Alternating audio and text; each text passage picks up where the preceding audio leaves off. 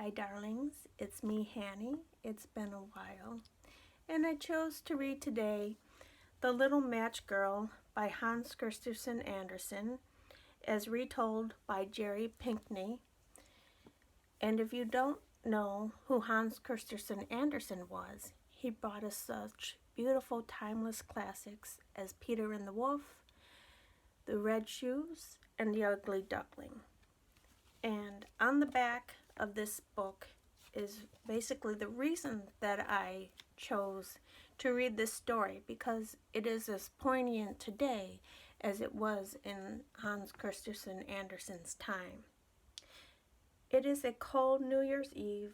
It is prosperous American city of the early 20th century. People clutch their coats close to their bodies as they hurry home to prepare for the evening's festivities. No one notices the poor little girl huddling in the corner, trying to keep warm by lighting the matches she was given to sell on the street. As each match flickers to life, she sees marvelous visions and feels the warm glow of hope and love.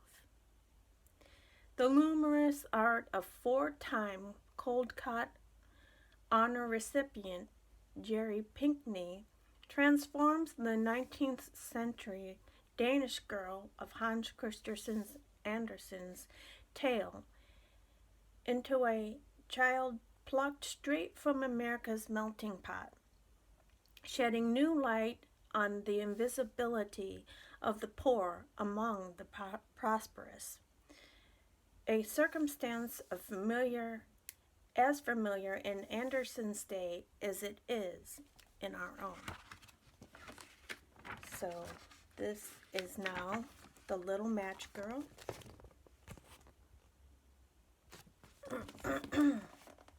It was cold in the small, cramped attic of the tenement where a family of 5 children was at work making artificial flowers. The wind whistled through the room, try as they might to stuff the biggest cracks with rags and straw. One of the children, who had an especially graceful way about her, was sent out to sell flowers and matches in the city. It was late into a wintry afternoon of New Year's Eve as the poor little girl walked along the icy streets. She had slippers on when she left home, they were not much good, for they were so huge. They had last been worn by her mother, and they fell off as the girl's feet when she was running across the avenue to avoid an automobile and carriage that nearly collided.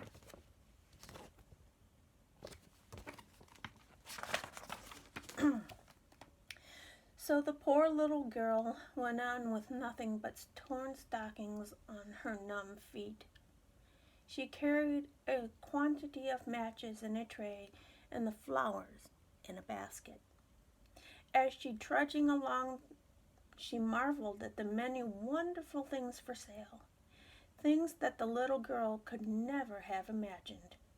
And there was a most delicious odor of roast goose in the streets, for it was New Year's Eve. She could not forget that.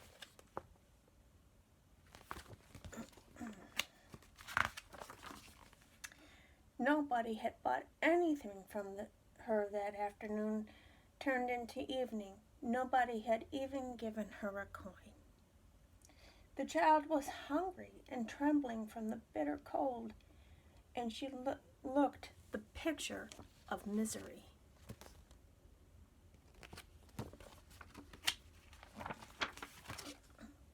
The little match girl longed to go home, but she could not. She had not sold any of her matches or flowers. Her father would beat her. Besides, it was almost as cold at home as it was there. She walked on until she found a corner that seemed to offer protection from the wind, but she was colder than ever.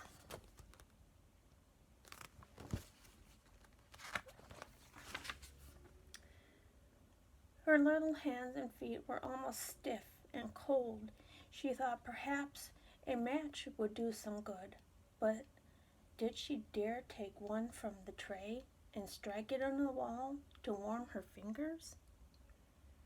She pulled one out, and with it blazed into life and burned with a bright, clear flame just like a little candle, and when she held it in her hand around it, it gave off a very strange light too.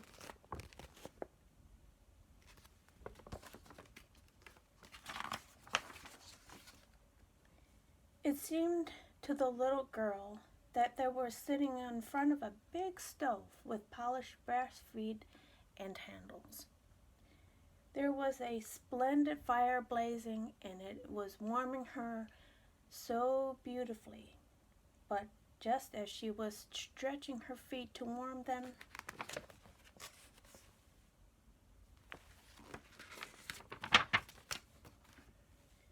the blaze went out. The stove vanished, and she was left there, sitting with the end of the burned out match in her hand.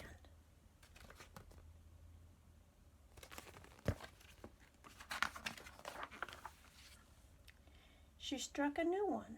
It burned, it blazed up, and where the light fell, the wall became transparent, and she saw a marvelous feast spread out before her. The table was spread with a white cloth and a pretty china. A roast goose stuffed with apples and chestnuts was steaming on it. There was another table filled with cookies and desserts of all kinds. The little girl's mouth watered as she gazed at these delicacies. The match went out, and there was nothing to be seen but the bare brick wall.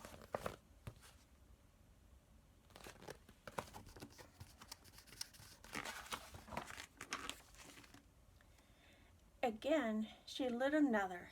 This time, she was sitting next to a lovely Christmas tree, surrounded by beautiful clothes and toys, all the things she had seen only in the shop windows. Thousands of lighted candles gleamed upon the tree branches. The little girl stretched out both her hands toward them.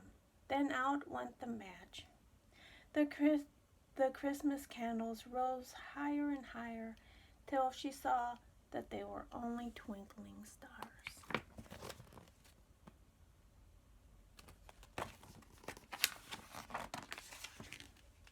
One of them fell and made a bright streak of light across the sky. Someone is dying, thought the little girl, for her old grandmother, the only person who had ever been kind to her, used to say, "When a star falls, a soul is going up to God." Now she struck another match against the wall, and this time it was her grandmother who appeared in the circle of the flame. She saw her quite clearly and distinctly, looking so gentle and loving.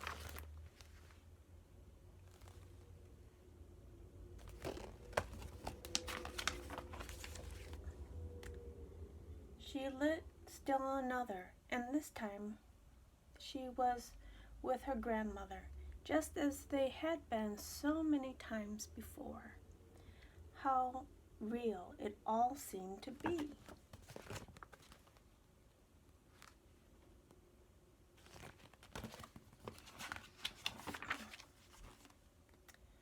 "Grandmother," cried the lonely child, "oh, do take me with you.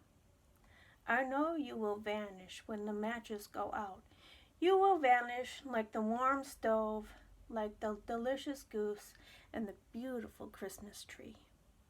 She hastily struck a whole bunch of matches because she did so long to keep her grandmother with her. The light of the matches made it as bright as day. Grandmother had never before looked so big or so beautiful.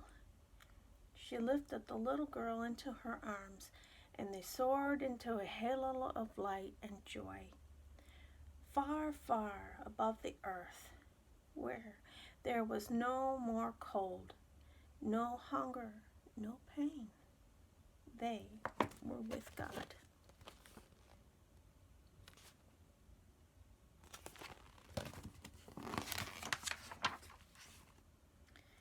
In the cold morning light, the poor little girl sat there in the corner with a smile on her face, dead. Frozen to death on the last night of the old year, when the people of the city finally arose on New Year's Day, they discovered the little body still sitting with the ends of the burnt out matches in her hand. The flowers had been scattered by the frigid night wind across the sidewalk and into the street. She must have been trying to warm herself, some said.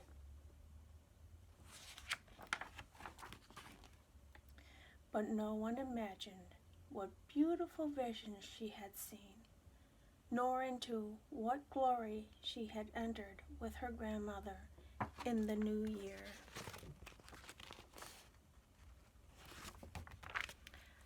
I enjoyed that story, though it was sad. I hope you enjoyed that story. I think it makes a huge statement on the invisibility of the poor among the rich, then and now. And that's, as I said before, why I wanted to share it with you. And maybe you'll even get a copy of it for yourself. Thank you so much for listening, and I hope you enjoyed it.